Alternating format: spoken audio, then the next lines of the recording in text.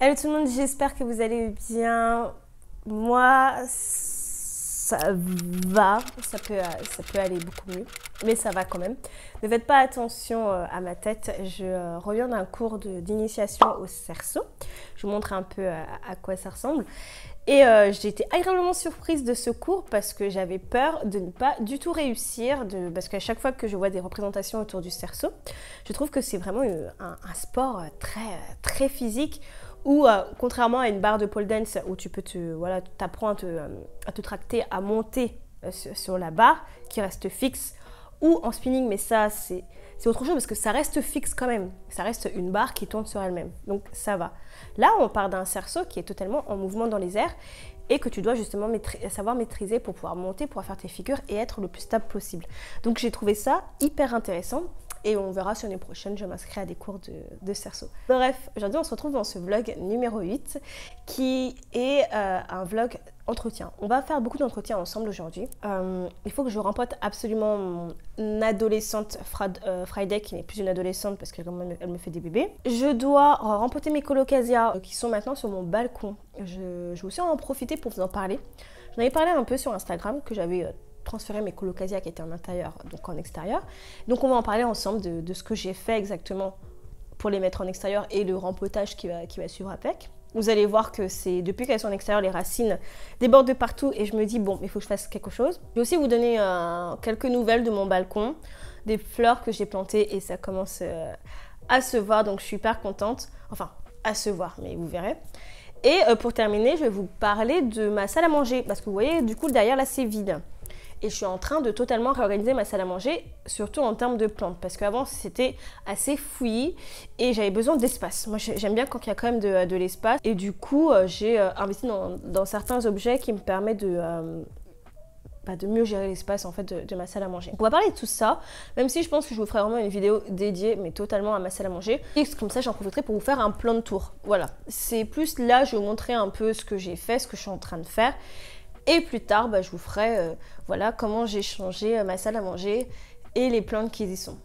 Bref, voilà, let's go, c'est parti. Bon, on se retrouve dans ma salle à manger. Là, je vais vous montrer un peu ce que je ne vais pas tout vous montrer parce que c'est... Voilà, c'est un peu en période de chantier encore et il y a pas mal de petites choses que je dois faire. Mais je vais vous montrer déjà ce que j'ai fait et ce que je compte faire après. Du coup, ma salle à manger, donc vous retrouvez ma vitrine qui, elle, ne va pas bouger de place. Il va falloir que juste que je fasse un peu de, comment dire, pas de ménage, mais voilà, il y a des choses qui ne vont pas. Mais il y a des choses quand même qui vont plutôt bien. Et petite parenthèse pour la vitrine, sachez que mes plantes à l'intérieur s'y plaisent énormément. Bon là, il y a un peu... c'est la folie des Rhaphidophora, parce qu'il n'y a pas longtemps, j'ai bouturé ma Rhaphidophora. Et du coup, là, il faut que je m'en occupe aussi de ça. Là, j'ai aussi des bébés Alocasia qui sont ici. Donc ça aussi, il faut que je m'en occupe. À côté, alors là, je ne vais pas vous faire un plan de tour, j'arrête tout de suite. Donc, le plan de tour, ça viendra évidemment dans une autre vidéo. Mais voilà, là, c'est pas le plan de tour. Alors là, ce que je suis en train de faire, c'est vraiment utiliser l'espace sur les murs. Parce qu'en fait, avant, j'avais vraiment toutes mes plantes qui étaient quasiment pas au sol, mais sur des commodes, enfin sur des meubles quasiment à ras du sol. Et là, j'ai décidé de prendre l'espace des murs pour justement aérer la pièce et éviter tout ce qu'il y a au sol. Donc là, vous trouvez une étagère. J'ai spécialement mis que des marantas dessus. Il me manque deux marantas qui est la Light Vein et la Silver Bun qui sont encore en vitrine. Mais une fois qu'elles seront bien installées, elles viendront rejoindre leurs copines ici. Là, j'ai aussi mis deux étagères l'une au-dessus de l'autre pour pouvoir gagner de l'espace. Ça va totalement être changé. Hein. Ce que vous voyez là, vous pouvez le voir, mais ça va être changé parce que je n'aime pas du tout le rendu. Et j'ai aussi une grosse problématique, c'est avec les plantes rampantes. Voilà, ça c'est l'une de mes problématiques que je suis en train de voir comment je vais gérer ça. Parce que les plantes rampantes, c'est bien, hein, c'est super joli. Hein. Regardez ce joli McDowell qui est en train de me faire une feuille, je crois, juste là derrière, d'ailleurs qui se développe un peu bizarrement, je vais regarder ça. Mais c'est une plante qui prend de la place, donc je vais essayer de voir ça. En ce moment aussi, je suis à fond sur tout ce qui est support de plantes. C'est vraiment quelque chose que j'aime beaucoup et qui permet de mettre en valeur les plantes. Donc regardez, ici vous avez mon énorme Waro qui est juste là, que j'ai reçu d'ailleurs récemment. Au moment où je tourne cette vidéo, j'ai reçu la Waro, on est dimanche, donc je l'ai reçu vendredi. Et voilà, c'est plutôt bien. La seule chose que je me suis gourée, c'est qu'au niveau du pot, il est un peu trop petit. Je comptais le mettre dans ce cache-pot, mais au final, il est trop petit. Donc, je vais voir comment je vais faire ça. Et je suis en train de voir justement comment je vais essayer d'organiser mes supports de plantes pour les mettre bien en valeur. Donc là, j'en ai plusieurs. Pour l'instant, donc je peux vous le dire hein, dans cette vidéo-là. Vous avez donc ces supports de plantes-là. Celui-ci qui sont par deux avec celui qui est juste là derrière. Ou encore celui-là qui est juste ici. Viennent de B&M Store pour 30 €. Donc super.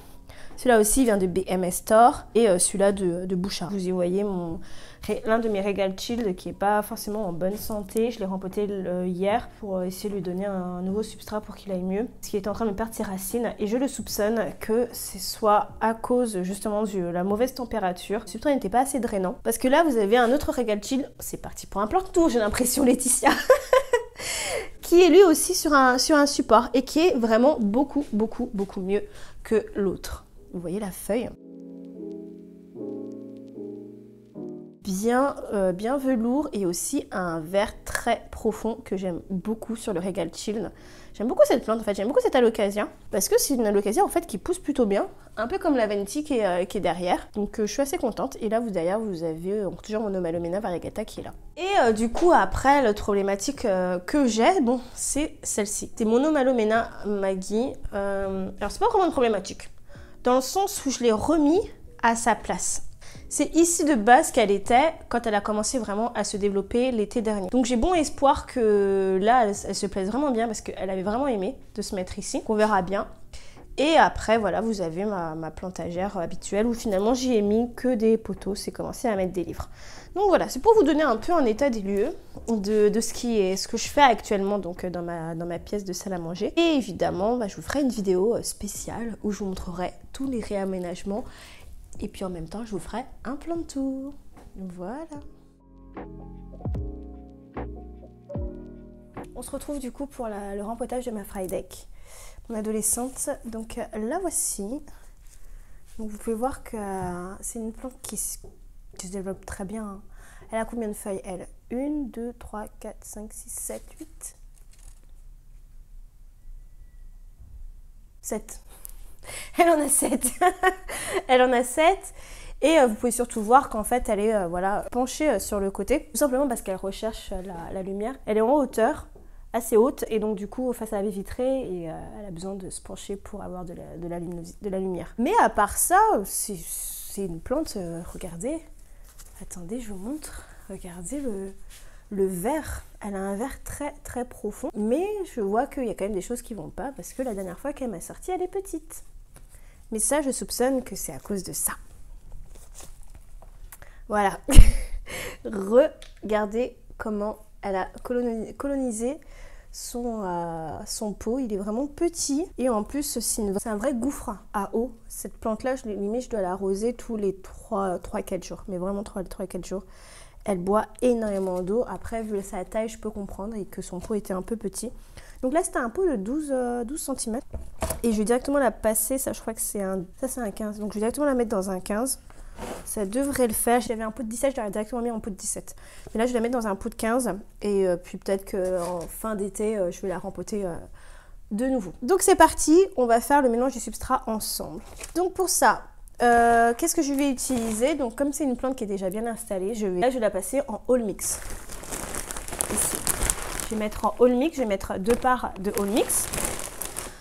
Je rajoute toujours de la perlite. Là, il me reste un fond de perlite, donc je vais en rajouter. Là, je commence à mettre de plus en plus du charbon horticole dans mes substrats, donc pour éviter tout ce qui est bactéries nuisibles et fongiques. Et puis, comme je vous l'ai dit en ce moment avec les histoires de température, là, je pense que ça va bien m'aider. Pour encore plus de drainage, je vais utiliser ce substrat orchidée.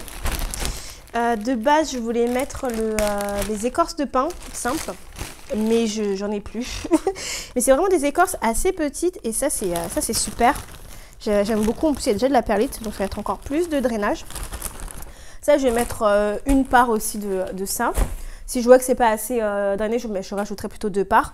Mais c'est mieux de mettre 2 parts de all mix et puis 2 parts d'écorce de pin. Et pour terminer, mon meilleur ami du moment, c'est mon lombricompost. Franchement, j'aime beaucoup. Donc on va faire ce mélange là et puis on va rempoter ça ensemble.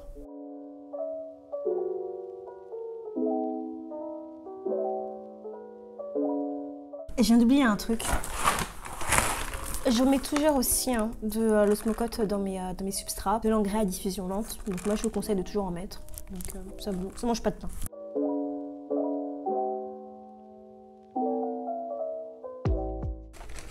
Pour le charbon, alors là c'est le charbon avec des morceaux. Vous savez, j'ai un autre type de charbon qui lui est beaucoup plus broyé d'ailleurs. Je pense que c'est celui-là que je vais mettre et pas celui-là. Parce que celui-là je l'utilise plutôt pour les grosses plantes en fait au final. Donc je vais aller chercher l'autre. Donc c'est celui-ci en fait, le biochar. Donc là je vais mettre juste une petite part. Ça c'est vraiment à la louche que je mets, j'en mets pas beaucoup. Voilà, c'est juste histoire de dire. Je regarde si pour moi il est assez drainant. Non. J'ai rajouté un peu plus d'écorce pour moi qui sont un peu plus drainants. Parce que là je trouve qu'il n'est pas assez. Donc je rajoute un peu plus d'écorce. Parce que comme je vous l'ai dit dans ma vidéo sur les Frydek, misez sur le drainage. Ce sont des plantes qui sont, enfin, chez moi en tout cas, la Frydek, elle est susceptible en fait en termes d'arrosage. Donc des fois c'est assez chiant. Mais là, et puis vas-y, je vais terminer le paquet de perlites. Comme ça, au moins, je suis tranquille.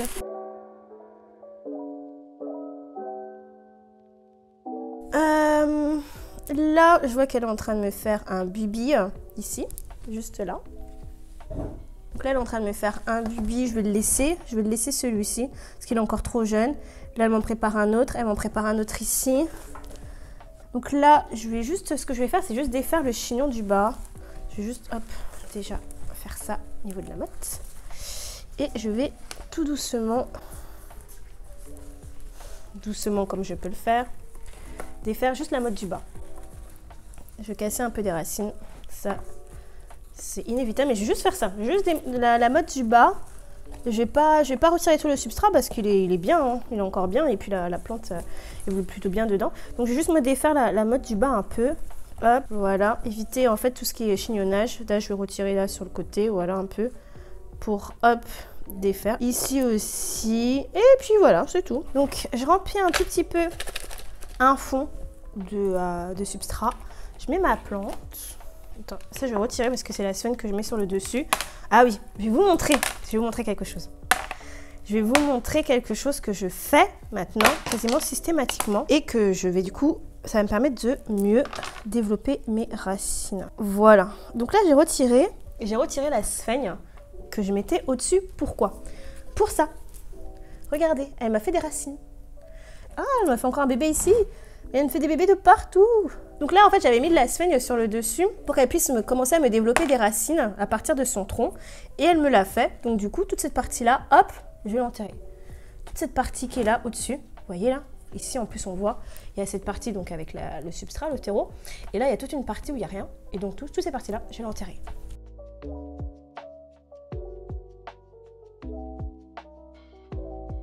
Ouais. Voilà, on est bien et puis c'est bon. Je secoue un peu pour qu'il y ait le maximum de substrat.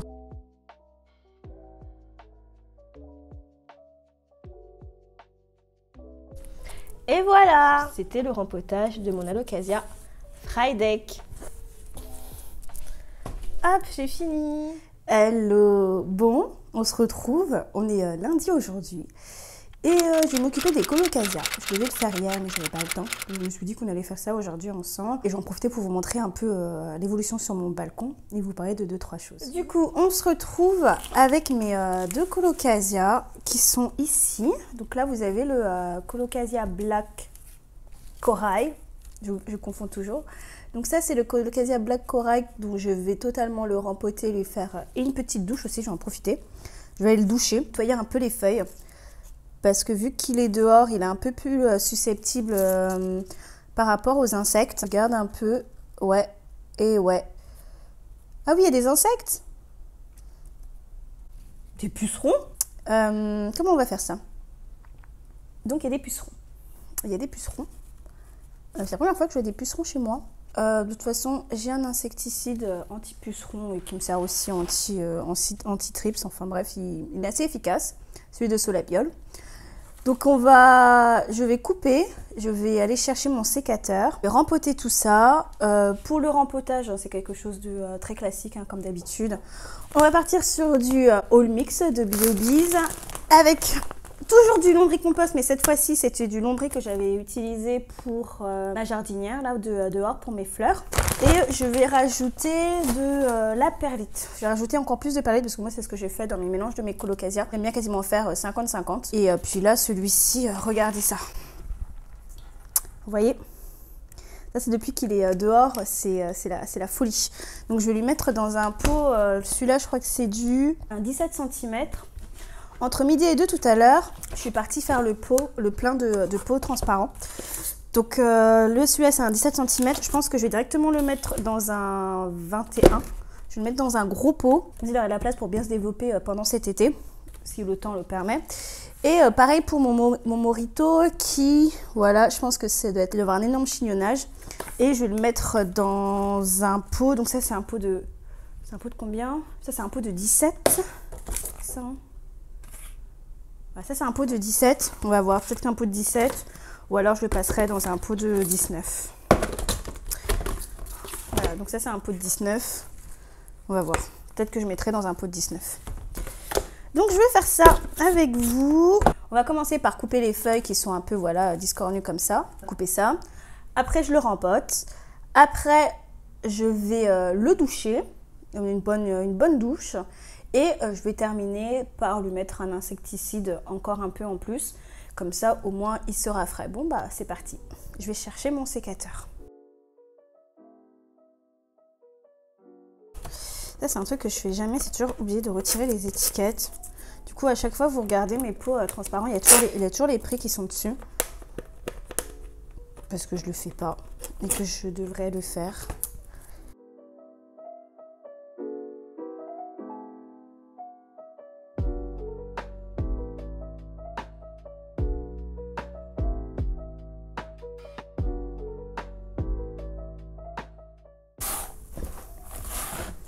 Donc ça, c'est vraiment le substrat que je fais, hein.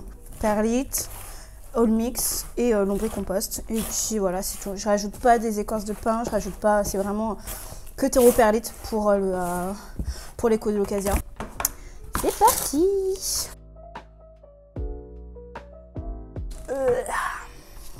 Là, j'ai de la pouzzolane que je mettais généralement au-dessus. C'est pour empêcher que les mouches de terreau viennent. Je me demande... Ah, si c'est bon, ça part. Regardez-moi ça. Ah, c'est beau.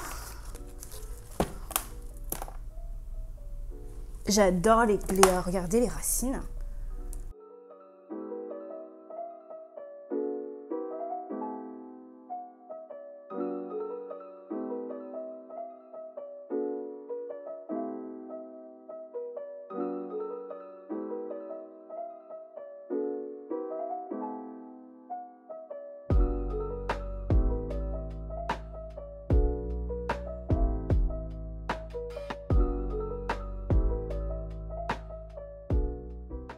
Du coup, ça c'est fait.